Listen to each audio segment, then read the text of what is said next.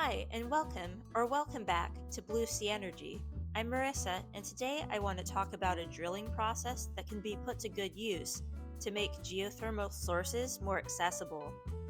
Rick Kasmer from the Cool Down, a conservation focused news site, writes that Texas based Fervo Energy has sped up its drilling process by, believe it or not, taking notes from the fossil fuel industry.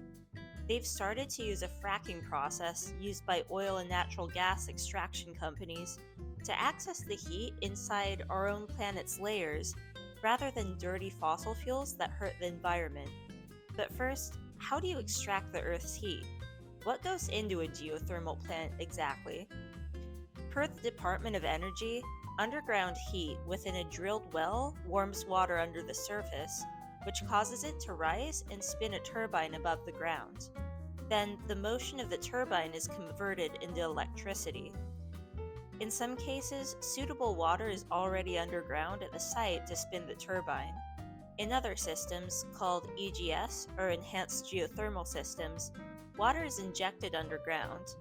In terms of its potential, the DOE writes that the US has some of the most abundant geothermal capacity in the world. Here's a map made by the National Renewable Energy Laboratory, or NREL, showing the regions where it's most feasible. The yellow dots are known sites, and the heat map represents the favorability of EGS systems based on underground temperatures. As you can see, America's geothermal potential is concentrated in the West and Midwest. One of the states with a lot of potential is Utah, which is where our story takes place.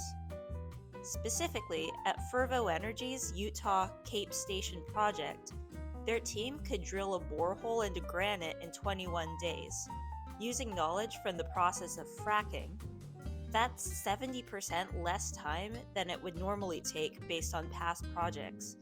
And fracking, or hydraulic fracturing, is a method of drilling to extract oil and natural gas by injecting large amounts of water, chemicals, and sand into certain types of rock, according to the Natural Resources Defense Council, or NRDC. Essentially, these pressurized injections are used on tougher rocks that are hard to drill through to get to the oil and gas under or inside them. The Cape Station project, of course, has the goal of accessing renewable heat instead of unsustainable fuels. But like the process of fracking, the drilling was done vertically, then horizontally. In this case, 8,000 feet down and 5,000 feet horizontally, per Kasmer. The injections form fissures that are filled by water to be heated by the hotter rock layers and rise to spin a surface turbine.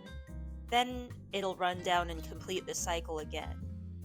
According to Chelsea Anderson, Fervo's strategic communication specialist, the project is believed to have a potential of 2 gigawatts. Fervo's goal is to generate 90 megawatts of uninterrupted power from this site by 2026, then build it up to 400 megawatts by 2028. In fact, Tim Fitzpatrick from the Salt Lake Tribune says it'll be the largest enhanced geothermal plant in the world. Most geothermal plants are powered by natural hot springs, at least in the country. Although last year, Fervo brought the country's first enhanced geothermal plant online in Winnemucca, Nevada. This plant generates 3.5 megawatts, which is only a small fraction of the 90 to 400 megawatts planned for Cape Station. The energy from the Winnemucca project is powering data centers at Google. Other companies are dreaming even bigger. Quace Energy of Massachusetts has plans in the works to drill 12 miles, almost 5 times the drilling distance of the Cape Station plant, in search of extreme heat, and they're actually building the site at a defunct fossil fuel plant. You could say they're making sustainable lemonade out of hurtful lemons.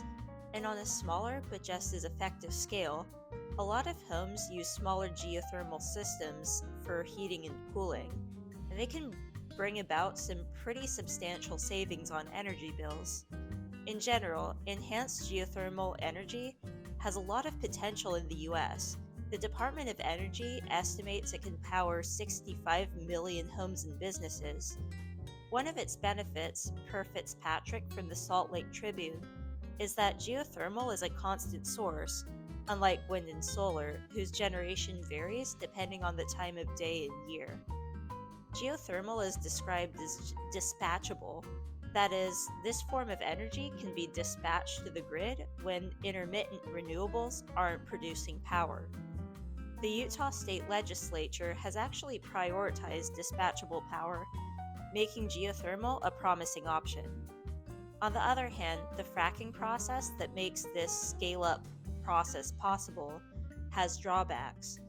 Casimir from the Cool Down writes that a lot of objections involve water use and contamination. The National Resource Defense Council warns that controlling where fissures reach is difficult, and this creates risk that they could touch a fault line or a drinking water supply. I hope technology can advance to a point where these risks can be mitigated or eliminated, because with these new developments, geothermal seems to be a promising addition to the renewable energy mix. Thanks everyone for watching this video, and a special thank you to my subscribers. If you'd like to subscribe, please feel free to click the subscribe button below the video or the Blue Sea Energy logo on the bottom right. And please don't forget to like this video and click the bell for notifications too. Also, if you've missed it, I made a video about robots that can help install solar panels. It's on the bottom left. Of course, I hope you all have a great day and stay positive.